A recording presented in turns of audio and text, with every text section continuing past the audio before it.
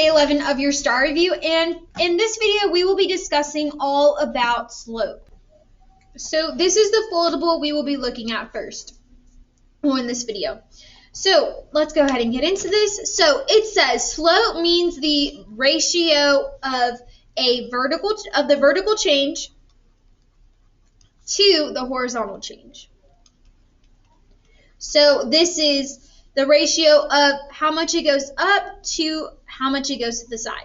So slope means that it is the steepness of a line. So this is the m, and the y equals mx plus b. And slope also is the unit rate or rate of change. So example, cost per hour or feet per minute. So the slope-intercept formula, again, is y equals mx plus b. Now to find your slope, if you've been given 2 points, you can take our slope formula, which is y2 minus y1 over x2 minus x1, and you can find your slope. Now to find the slope of a graph, you can take its rise, so its vertical change, over its run, its horizontal change. So here it says label the slopes as positive, negative, undefined, and 0. So I kind of want you to go back and I want you to remember slope dude. So if I were to draw slope dude, he had a positive I, a negative I, so it sloped down. And then for his nose, he had a line going up and down. This meant that it was undefined. And he had some dimples connected to his cheeks. So a straight line is. So here it says label the slopes as positive, negative, undefined, or 0. And if I didn't finish here, since he has these dimples, it lets you know that a line going from left to right is going to have 0 as its slope. And then on the nose, since it's going up and down, it is undefined. So here it says label the slope as positive, negative, undefined, and 0. So since I have a line going from side to side, this means that our slope is 0. Now since I have a line, and here it goes from down going left to right, this means that this has a negative slope. Then I have this line going from up from left to right. This means that it has a positive slope. And the very last one, I have a line going up and down. This means that this is undefined. So on your foldable, this is everything you should have written down so far. Now we're just going to go ahead and open this downwards. So we're going to look at number 1. So number 1 says, a linear function is graphed below. What is the slope of the graphed line? So for this, to find our slope, we're going to go ahead and use rise over run. So again, our rise, which is going up or down, over our run, which is going from left to right. Now here we're going to start off at the leftmost point. So here this is going to be our start. Now we're going to count how many we're going down and then to the right. Now since I'm going, for my rise, if I were going up, this would be positive. If I'm going down, this is negative. For my run, if I go to the left, that's negative. If I go to the right, that's positive. So starting at my point here, I'm going down to get to this point. 1, 2, 3, 4, 5, 6, 7, 8, 9. So my rise over my run, I went down 9. So m equals negative 9. I went down 9 over 1, 2, 3, 4, 5, 6. And I went right 6. So down 9, right 6. Now we need to put this in our calculator and we're going to simplify this. So we have negative 9 divided by 6.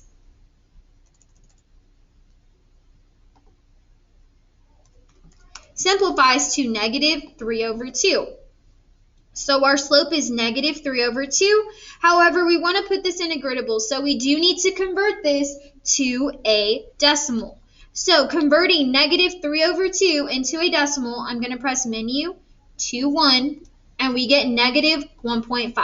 So here our slope is going to be negative 1.5. Oops. Negative 1.5 for number 1. So the slope is negative 1.5. This is everything that you should have written down for number 1 so far. Now we're going to go ahead and look at number 2, and we're going to solve this one a little bit differently. So for number 2, it says the table shows the cost of a car repair service Y, which includes an appointment fee plus labor for X hours, for X number of hours. What is the hourly rate in dollars charged per hour of repair work in this situation? Now, since I've been given a table, the best way to find your slope is to take the equation that we had on our very front page, which was the slope formula. Now, this formula is used to find slope, and again, this is y2 minus y1 over x2 minus x1. So here I'm going to pull 2 points from my graph. So I'm going to use the point 2, 200, and I'm also going to use 4, 350. So first we're going to go ahead and label our first point and our second point. So for our first point we have 0.1. So this will be my first x value, so x1, and my first y value, so y1. This will be my second point, so this is my second x value, and this is my second y value. So now I just have to plug in my numbers into my formula. So for y2 we have 350, minus y1 we have 200, over x2 which is 4, minus y2 which is 2. So we're going to go ahead and simplify this. 350 minus 200 is 150. And I'm taking 4 minus 2, which is 2. Now in my calculator, I'm going to do 150 divided by 2, and we get 75. So here, what is the hourly rate in dollars charged per hour of repair work in this situation? It is going to be $75 per hour. So here we have 7 and a 5. I'm just going to bubble that in. Okay, so now looking at your foldable. This is everything you should have written down for number 2. Now we're going to go ahead and fold our foldable back up. And we're going to go ahead and open it up this way. So we're going to look at number 3. So for number 3, it says Ming Mi can build 5 model rockets in 2 days. Which graph has a slope that best represents the number of rockets per day Ming Mi can build? So here I should have I should be able to build 5 model rockets in 2 days. So looking at my questions here, I should have the point, or looking at my graphs, I have days as my x values and rockets as my y values. So my x, if I have x comma y, again, x is days, and rockets, or the number of rockets, is y. So looking here, I'm trying to find which graph has the point for 2 days and 5 rockets. So looking at my answer choices A, I have 2 days and 5 rockets. So my graph should pass through this point. A does not pass through that point. Looking at C, I should have 2 days for 5 rockets. This one does pass through this point. Looking at our next one, I have 2 days and I do not have 5 rockets. The graph does not pass at that point. And then for D, I have 2 rockets and it does not pass. 2 days and I should have 5 rockets and it does not pass through that point. So this one is our answer. C should be B. Okay, so now looking at your foldable. Again, this is everything you should have written down for number 3. Now, lastly, we're going to go ahead and look at number 4. So number 4 says, a whale descends below the surface of the ocean in search for food. A researcher recorded the whale's depth as a function of time and represented it on the graph below. So since it says which statement best describes the situation. So for my x values, we have the dive time for the whales, and for my y, we have the depth below the ocean that they have reached. So to find this, I can do rise over run. Now here they do not have the points picked out for me, so we want to pick pretty points. Now again, pretty points are in the corner of 4 squares. Now I have my first pretty point at 0, 0. Now I have to keep looking for my second point. This is not directly in the middle of my 4 squares. This one is not either. If I keep going, it looks like my next pretty point is going to be at 25 and -6. So when it comes to finding our slope, again, we want to find the vertical change, so we're going to go up and down, then the horizontal change. So here we're going to start at our leftmost point. Now remember that our y values are in thousands of feet. So you might be going down 1, but you're actually going down 1,000. So here we're going down 1, 2, 3, 4, 5, and 6.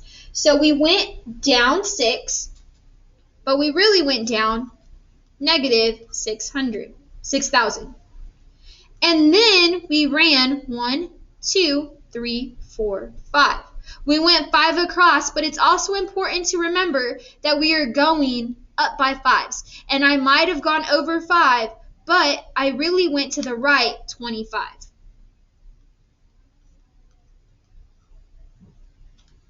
So now we just need to simplify this in our calculator. So we're going to press Control Divide, -6,000 on top and 25 on the bottom. I want to convert this to a decimal, so menu to 1, and we see that our slope here will be -240. This is my slope. So here, the whale changed its depth by -240 feet per minute. So now going ahead and looking at your foldable, this is everything you should have written down for number 4. And then lastly, we have right triangles BCD and EFG are similar. Which of these proportions demonstrates the slope of line BD is equal to slope of EG? So here what we're going to do, we're going to first find our slope by doing rise over run. So starting at my leftmost point, this is my start, and I will be finding the slope going to D. So going to D, I'm going down 1, 2, 3, 4, 5, 6. So I went down 6, and I'm going to the right 1, 2, 3, 4, 5, 6, 7, 8, 9. And I went right 9. So since I went down 6, that's -6. Since I went right 9, that's a +9. -6 over 9 reduces to -2 over 3. So my slope should be -2 over 3. So the way I'm going to solve this, I'm going to put one side of my equation into my calculator to see if it equals -2 over 3. So we're going to start off with A. We are going to press Control Divide. I have 1 minus 1 on top. Oops. So I have 1 minus 1 on top, and then I have 7 minus, I'm going to open up a parentheses, -8 on the bottom. Here we get 0. So since my slope is 0 here, this cannot be my answer. Next, I have 1 minus 7 on top, and then 1 minus -8 on the bottom. When we press enter, we get this slope here is -2 over 3. Now that I have found that one side equals my slope, I need to check the other side. So next, I'm going to put this side in. So I'm going to put Control Divide. I have -3 minus -1. I'm going to go down, and then I have 7 minus 4. So here again we have -2 over 3 on this side as well. Now this seems to be my answer, but we still do have to check the rest of them. So I have Control Divide. For C, I have 1 minus 1 on top, -8 minus 7 on the bottom, and we get 0. So here our slope is 0, therefore it does not have the same slope. So that cannot be my answer. And lastly, we're left with D. So we have 1 minus, I'm going to open up a parentheses, -8 And then on the bottom, we have 1 minus 7. So pressing enter here, we see that our slope is negative 3 over 2. So if my slope is negative 3 over 2, it is non-negative 2 over 3. So D cannot be my answer either. And the only one here that can be my answer is B. Okay, so again, this is everything you should have written down for number 5.